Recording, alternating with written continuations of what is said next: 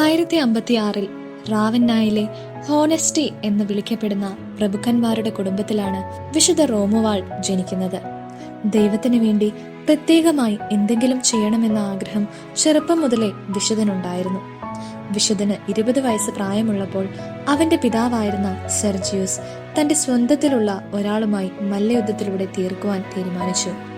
ഒരു തോട്ടത്തെ ചൊല്ലിയുള്ള തർക്കത്തെ തുടർന്നായിരുന്നു ഇത്.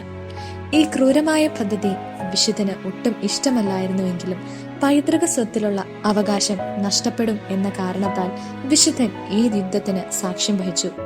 സെർജിയൂസ് തന്റെ എതിരാളിയെ പരാജയപ്പെടുത്തി. എന്നാൽ ഇതിന് സാക്ഷ്യം വഹിക്കേണ്ടി വന്നതിൽ പശ്ചാത്താപ വിവശനായ വിശുദ്ധൻ അടുത്തുള്ള ബെനഡിക്റ്റൻ ആശ്രമത്തിൽ 14 ദിവസത്തോളം കഠിനമായ രീതിയിൽ അനുദപിക്കുകയുണ്ടായി.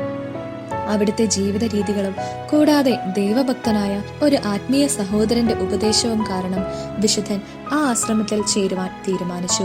ലൗകിക ജീവിതം ഉപേക്ഷിച്ചതു മുതൽ വിശുദ്ധന് നിരവധി തവണ സാത്താന്റെ പല രീതികളിലുള്ള പരീക്ഷണങ്ങളെ നേരിടേണ്ടതായി വന്നിട്ടുണ്ട്.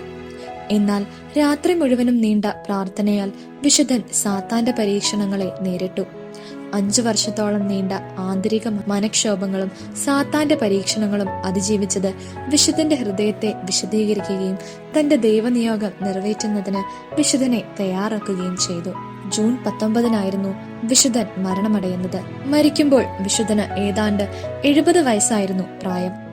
എന്നാൽ വിശുദ്ധന്റെ മുഖ്യ തിരുനാൾ ദിനമായി ക്ലെമന്റ് 8 നിശ്ചയിച്ചിട്ടുള്ളത് അദ്ദേഹത്തിന്റെ ഭൗതിക ശരീരം മാറ്റി സ്ഥാപിച്ച ദിനമായ ഫെബ്രുവരി 7 വിശുദ്ധന്റെ മരണത്തിന് 5 വർഷങ്ങൾക്ക് ശേഷം 1466 വിശുദ്ധന്റെ കല്ലറ തുറന്നപ്പോൾ അദ്ദേഹത്തിന്റെ ശരീരം ഒട്ടും തന്നെ അഴിയാതിരിക്കുന്നതായി കാണപ്പെട്ടു.